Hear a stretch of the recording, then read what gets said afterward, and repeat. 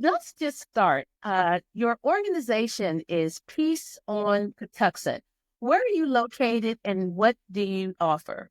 Peace on Patuxent. We're located in Laurel, Maryland. We offer two different paths. One is a 2-night retreat, and the other is a 1-day retreat for women who don't wish to stay. On a 2-night retreat, a two night 3-day, 2-day retreat, we allow a woman who is diagnosed with cancer, any cancer, to come to the property. And this is where we pamper her and allow her to get a resemblance of what it was she felt before being diagnosed with cancer, to allow her to decompress, to think about how she wants to run her race.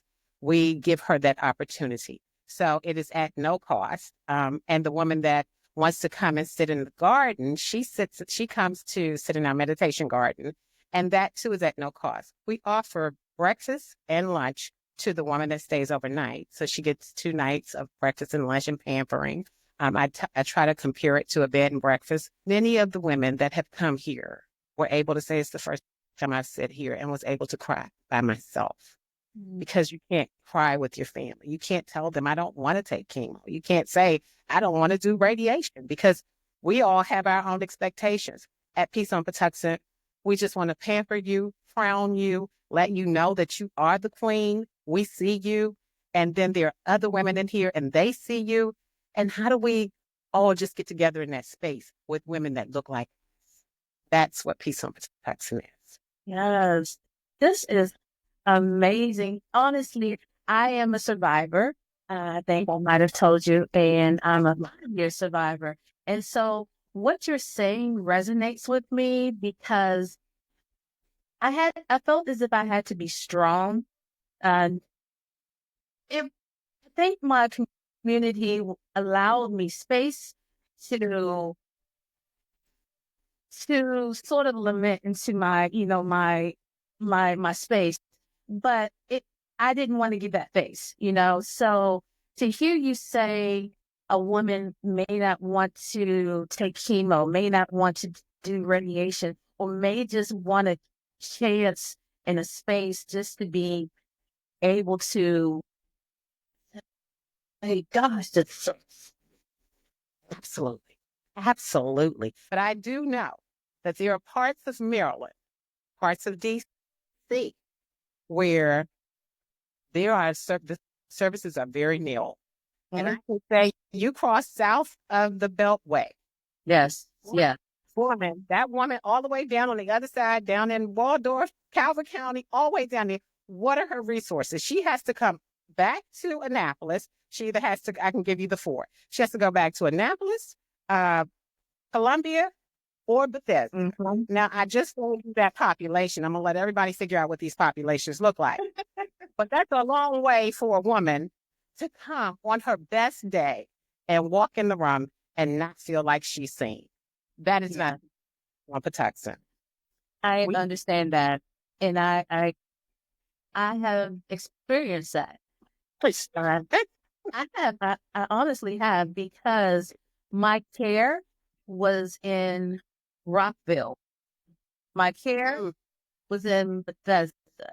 And so people who look like me and people who don't look like me, who may not have transportation to get to all the way there, where where the care is different. I'll just say that. The care is different.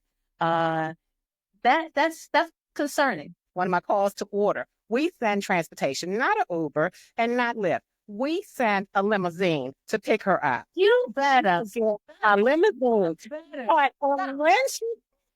and when she arrives, she get a red carpet, because she is the queen. She is the one that brought us here. We stand on their shoulders and we should honor them. And so to have that limousine pick her up, for her to look out there and be like, oh my God, there is my car. And he comes and he picks her up and he comes back and he takes her home.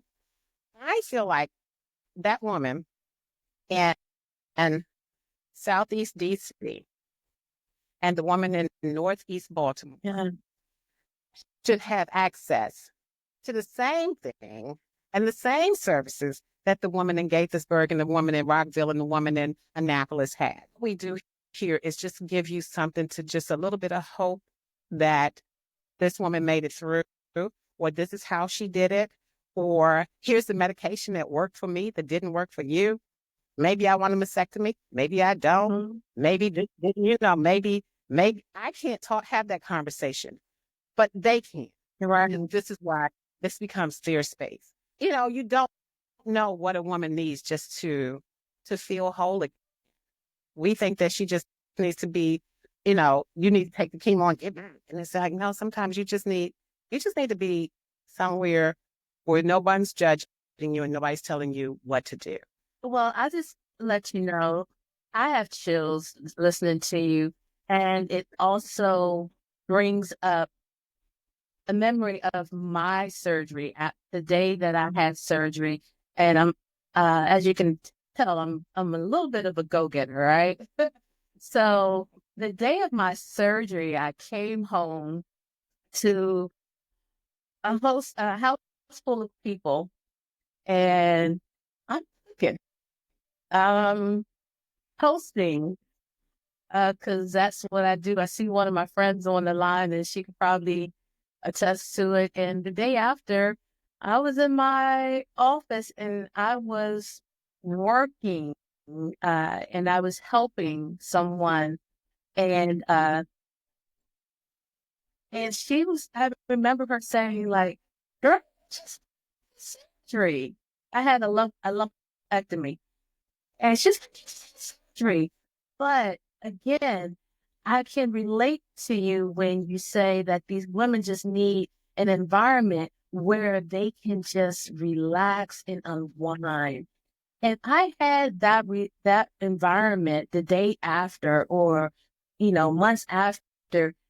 I could probably connect with myself because I probably overshadowed what I needed in that moment with just the demands of life, thinking who I had to be as a woman, as a mother, as a partner, as a friend, thinking of what I had to be to everyone, and not letting someone take care of me. I mean, so I definitely get it, and I definitely, like I told you, I got chills over here. You got me you got me going over here, but I definitely you definitely have a volunteer because I'm wholehearted. I'm down for the cause. But I do have a question. Something can come up. Everything you mentioned, from transportation to flowers, red carpet, uh, paid for meals and room and board. This stuff ain't free. This stuff ain't cheap. So where are you? So where are you getting funding? How can people support you? I think I saw a CFC. Is that correct? That is Tell correct. me more about We are how people can support you. most definitely. I'll give you we can support nonprofits. Of course, we all need funds. And I understand that everybody can't give funds, but I'm going to talk about funds first, and then I'll tell you the other ways. CSC, this year we were accepted into the CFC, the Combined Federal Campaign, and that applies to retirees. I don't know if contractors can do it, but retirees and federal employees, Yes. you can have donations taken out of your check and you won't even know it. What's your If it's CFC number? 7029 is our CFC number. We launched our GoFundMe campaign, Okay. and that will run through December 15th, I believe. So we have a GoFundMe that's going out because we want to expound. I love this. And let me ask you this one thing, because sometimes we have a dream, a vision, and it takes a little while to birth. How long did it take you from the time that you thought this up to the time you did it? And what was it like cutting the ribbon? Well, so the unveiling, I believe that all of this was God's plan. I believe from the beginning, sitting in the doctor's office side by side with my mother, trying to figure out what the oncologist, who's she going to see first, her or me. I believe all of that was the threshing floor for birthing Peace on Patuxent. I thought about this before I came on. Not only did I lose my mother, I lost my mother and my best friend within 18 months, 2 women to lung cancer, 2 different types of lung cancer. And I say, if you're a woman and you lose your mother and your best friend, by the way, my mom was a best friend. So when you lose your 2 rocks within 18 months, you just, all you can do is just hold on and know that he is God. And going through all of that and out there in the community and going to the support groups and just getting behind cancer and understanding what was lacking in DC, what was lacking in this area for women like me. It made the recovery process really, really hard. Let me just say that. It made it hard and long. And so I stayed out there. And then here during COVID, I was already frustrated. So I was frustrated with, what am I going to do? And I believe that God spoke to me. And he said in 21, when I was ready to sell my house and go do something different. And I thought, okay, let's get ready to sell. He said, that's not yours. That's not what you're going to do. And I was like, that's not my furniture. That's not, this is for Peace on Patuxent. He woke me up and said, this is what I've prepared you for. And so that is what I do. I can't talk about it enough. We did the stats real quick earlier this morning. I woke up, and if I had to say in 3 months, we've impacted probably 70-something people in 3 months. 4 months, 70-something people. And that would be inclusive of families, because behind every woman, there's a family.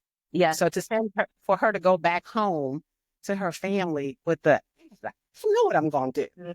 And baby, it's going to be all right. But I also want to talk about the woman who doesn't want to do any of it. And how we in that community look at her differently, because she too comes here just because she chooses not to do any of it. That's her choice. And I think that's where we need to be so open with the whole community and how to run the race. So I keep it open to make sure that every woman knows that she is seen, no matter what she chooses to do. And that is what Peace on Patuxent is all. Oh my goodness. I can't wait to come. What's the address? Send me that. Can I get a limo? Maybe not. Oh, give me the address. Give me the address. To everyone on the call who are joining us live, or those who will see this or seeing it as a recording, you can look at you can contact Peace on Patuxent at, what is your handle? Peace on Patuxent on Instagram, Facebook. Peace on Patuxent on Instagram, Peace on Patuxent on Facebook, peaceonpatuxent.org. That's our website, or just general, and you can email us at general.inquiries@peaceonpatuxent.org. Well, you heard it from her. Thank you so much, Sunita. I am so excited to be active in your organization. So everyone, take care of yourself. Today is the last day of Breast Cancer Awareness Month. But as Sunita said, their cancer awareness is every month, and we are headed into lung cancer awareness. So please, wherever you are, whoever you're with, take care of each other, take care of yourself, and educate yourself. We'll talk to you soon, everybody. Good night.